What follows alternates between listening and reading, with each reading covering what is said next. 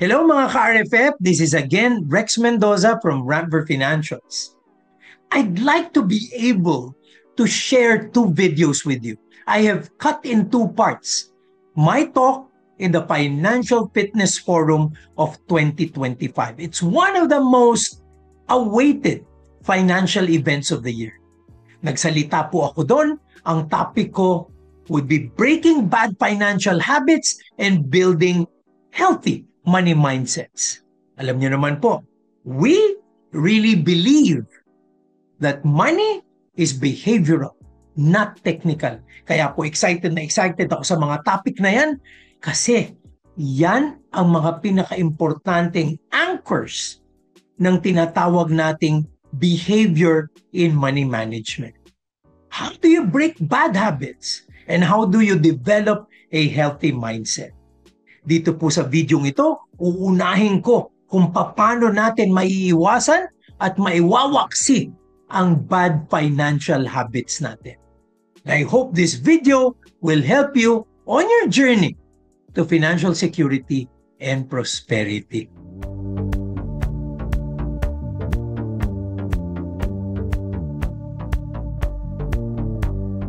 I really love this quote from Mr. Jack Canfield. What did he say?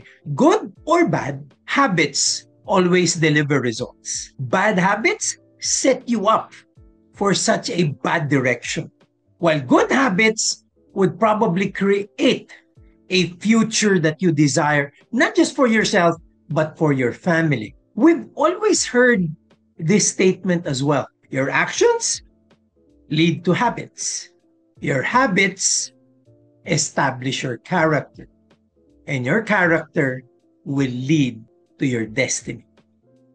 So it's very important that we take on our habits and check, are these the right ones?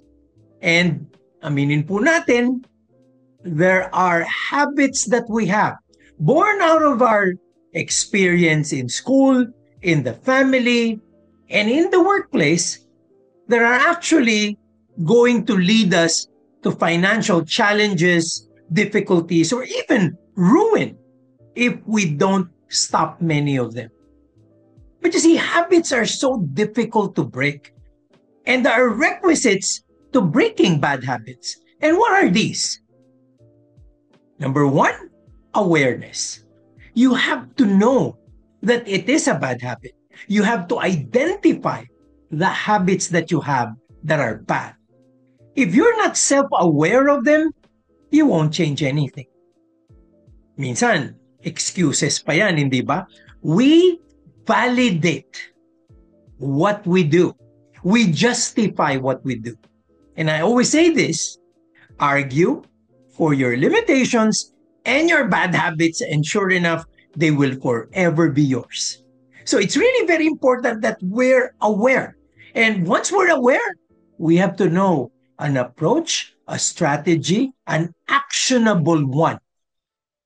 Because bad habits cannot be taken out in a vacuum.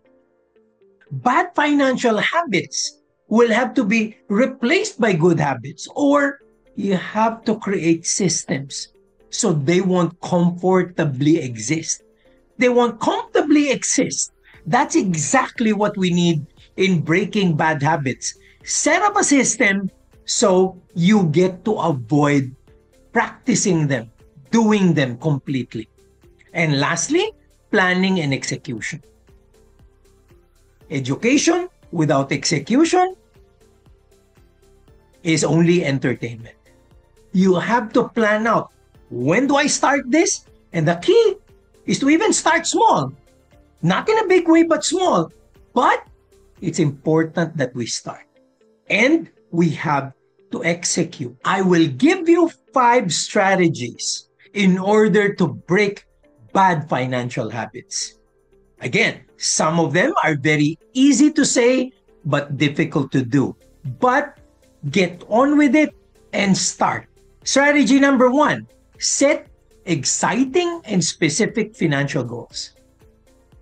Financial goals have to be exciting, because if they're not exciting, then you won't be steadfast in your conviction to continue and sustain them.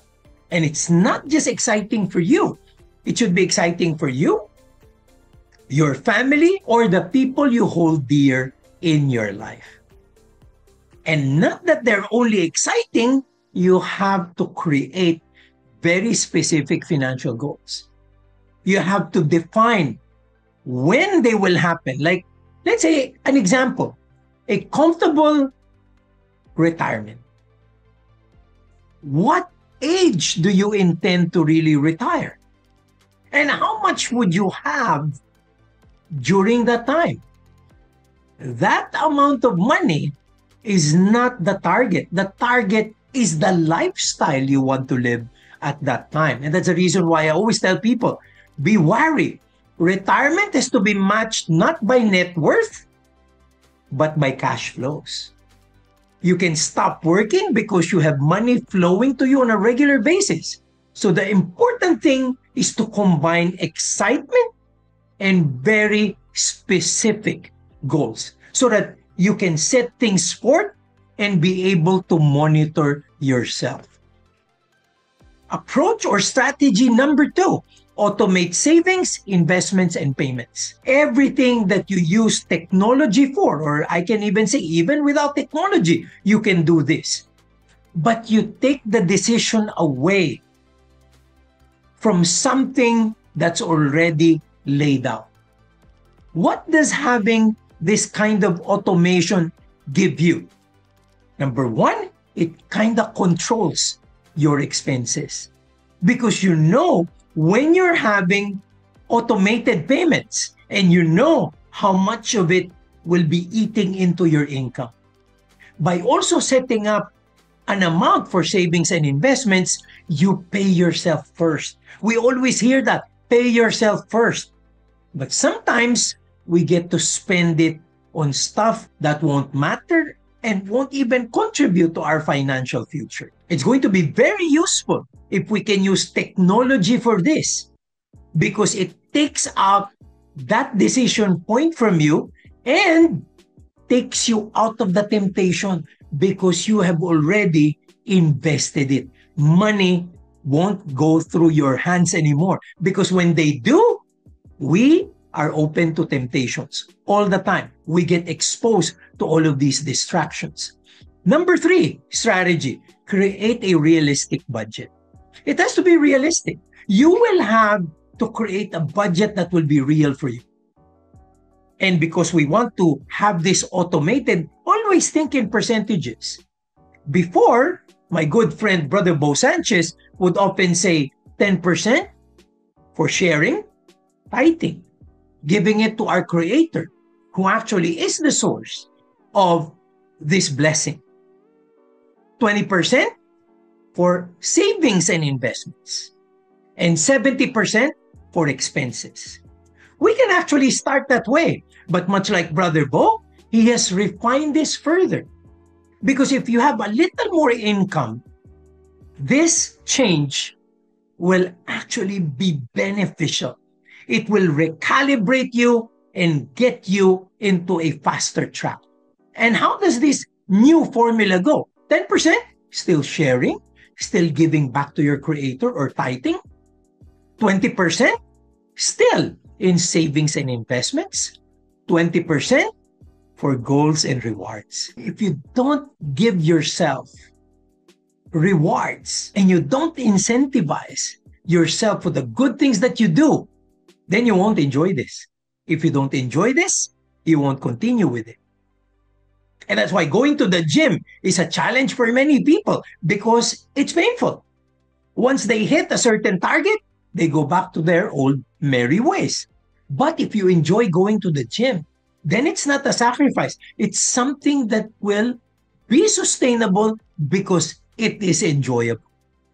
How important is it to you to continue on that financial track when you reward yourself and you achieve intermediate goals? Very important, intermediate goals. Then we do a lot better. Our conviction will be a lot stronger. And within that 20%, also put in a little bit on education. Again, it's much like an investment. It's an investment in yourself. Because when you get educated in finance, if you get educated and you add expertise, then you actually link yourself up to getting paid more and having greater income. So it's important that we do that. And then what's remaining is 50%. 50% is going to be allocated to your expenses. And I hope these are worthwhile expenses. These are necessities that you really have to spend on. Number 4, track your spending. If you don't measure anything, it doesn't get done. So just within that rule, think about just listing down what you spend on. Because as you see what you spend on a weekly basis, on a monthly basis, you'll get to realize you're actually throwing money away. You're actually looking at small things that add up to a big thing. But without tracking them, you wouldn't really know. In fact, many of us at times trade off our big goals, our more exciting goals, for stuff that don't matter, for stuff that will be obsolete moving into the future. And sometimes those trade-offs have become insensitive. We don't even feel it. But when you track it, you see how you're doing. Again, anything that doesn't get measured doesn't get done. Number 5, identify and avoid your triggers. For a lot of people, a bit of loneliness and sadness, depression can trigger spending. They go for shopping to be able to feed into their psychological makeup. That can be a trigger for many of us. You know, if you're sad, you spend. Makes you happy. There can be a dopamine rush. However, there are ways of doing this and they're free. Try meditation. Try walking. Try looking at nature. Try seeing a sunset and feel the peace. These are all free and they can be your go-to activities when you're sad and lonely, because that happens to all of us. Another trigger is getting offers, promos, and sales. Because you have the shopping apps, they know, they have algorithms to make sure that they get to entice you to buy something you might not need. That is an issue. So if you can, maybe erase some of those apps on your phone, on your mobile. I'm not saying take all of them off. If you do, it can be a big impact on you.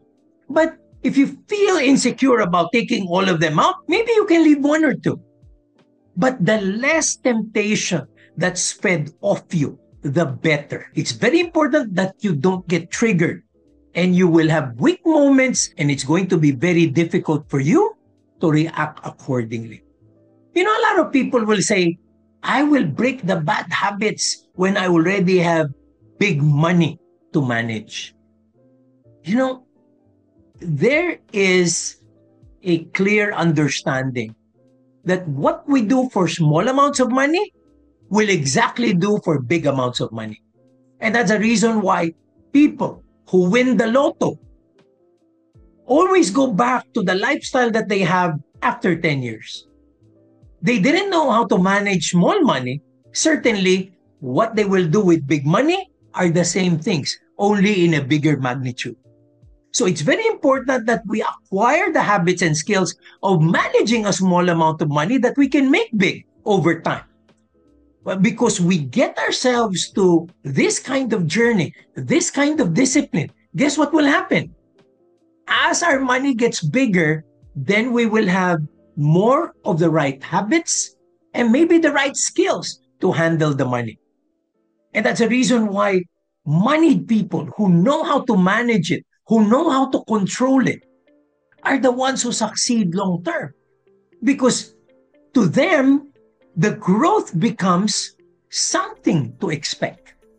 They don't exactly fall back and get back into debts, get back into trouble, and financial difficulties that they could have avoided by simply having emergency funds and having the right mindset to be able to deal with it. Sana po nakatulong ang video ito, and I hope it will help you break your bad financial habits and be on your way to security and prosperity. Kami po sa Ramper Financials, gusto namin talagang makatulong sa inyo. Gusto naming maging kaisa nyo in the fulfillment of your financial dreams. Again, ito pong muli si Rex Mendoza. Hanggang sa aming susunod na video, pakiabangan po yan. That will be on establishing, creating, and maintaining a healthy money mindset. See you again soon. Blessings always.